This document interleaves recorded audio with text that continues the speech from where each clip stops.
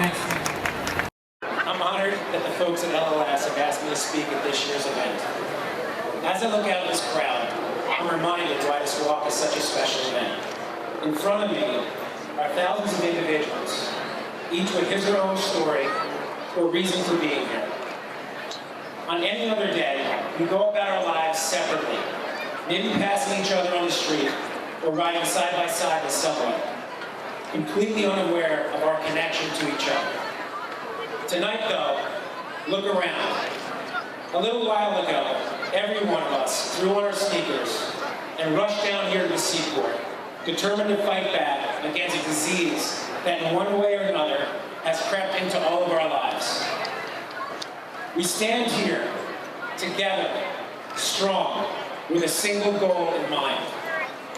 We are here to fight for our lives, for our spouse's life, our children, our sibling, our relative, our friend. We are here because we lost someone and we don't want anyone else to be taken from us. We are here to light up this night with our optimism and our conviction to someday soon end this disease. I want to tell you what I've learned from this very special group of people, which you're all a part of. One, to all of you fighting cancer, especially you newbies, you're not alone. Two, in life, and especially in cancer, it's not about what happens to you, it's about how you choose to respond to it. Let me tell you what I mean. I started lighting the night 10 years ago after my wife's brother was diagnosed with non-Hodgkin's lymphoma. Each year, my wife made special t-shirts by handwriting her brother Bobby's name on them. We raised money, did the walk, and sent photos to her brother of our family, each holding a red balloon. At that time, he lived in Pittsburgh, where he and his wife and kids did the walk each year. 3 years ago, when my wife was a couple weeks from delivering our third child, I too was diagnosed with non-Hodgkin's lymphoma, the very same kind that my brother-in-law had. Life suddenly became a bit intense. Little did I know I was about to sit in many doctors' waiting rooms, chemo suites, at charity dinners meeting person after person who, just like me, was battling a blood cancer. I met with children with the disease who I now think about all the time. Survivors are all ages, are undoubtedly some of the nicest and strongest individuals I've ever met. Sometimes even all the strength in the world can't beat this ugly monster. I made a special friend, Marjorie Avalon, who inspired me, but who unfortunately lost her fight last year. Now, I'm no doctor or researcher, and the last place I belong is in a lab or an operating room. But I definitely know how to motivate and to focus on reaching and exceeding goals. So I got on my computer, my phone, and talked to anybody that I could squeeze some cash out of. My wife would say that I did it to the point of sheer embarrassment.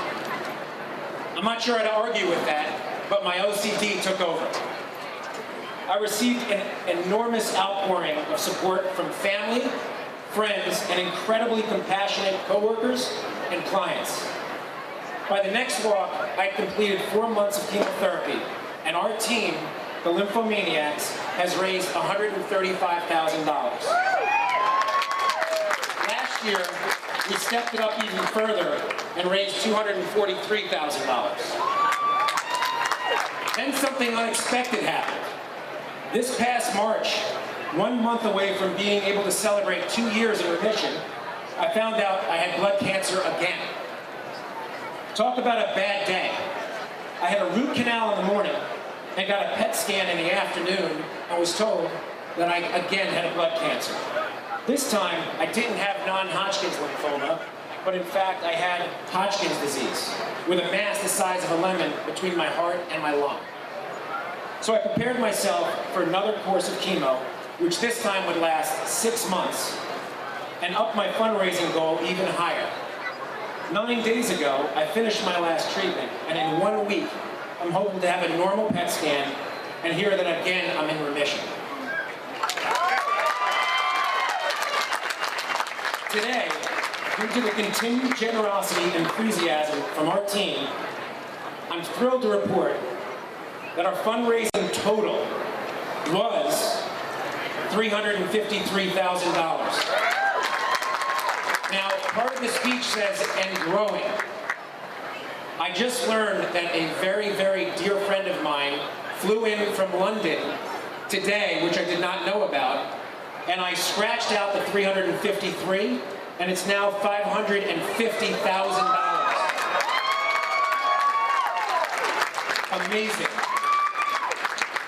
This brings our total funds raised for LLS for the Lymphomaniacs to $985,000. Let me emphasize, I did none of this alone.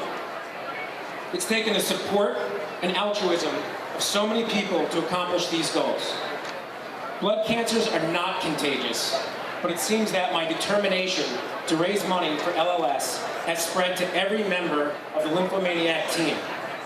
Hundreds of people that my team has called on, some of whom I haven't even met, have offered up donations of all sizes, each and every one of them making a difference.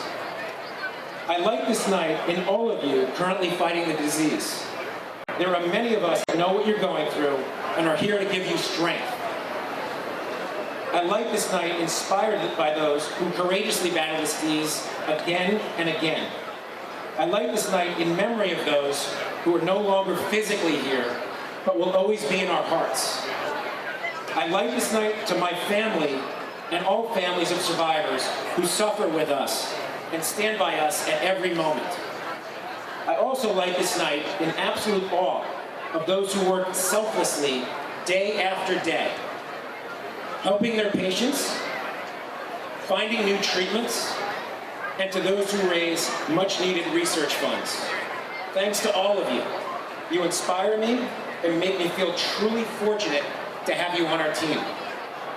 To my brother-in-law, Bobby, I light the night with you in celebration of your 11th year as a survivor. I plan to follow in your footsteps. I want to again thank all of you in this crowd for showing me and others like me we are not alone. Thank you for choosing to respond to blood cancers by standing up and fighting for a cure. Have a great walk, and let's get over that bridge.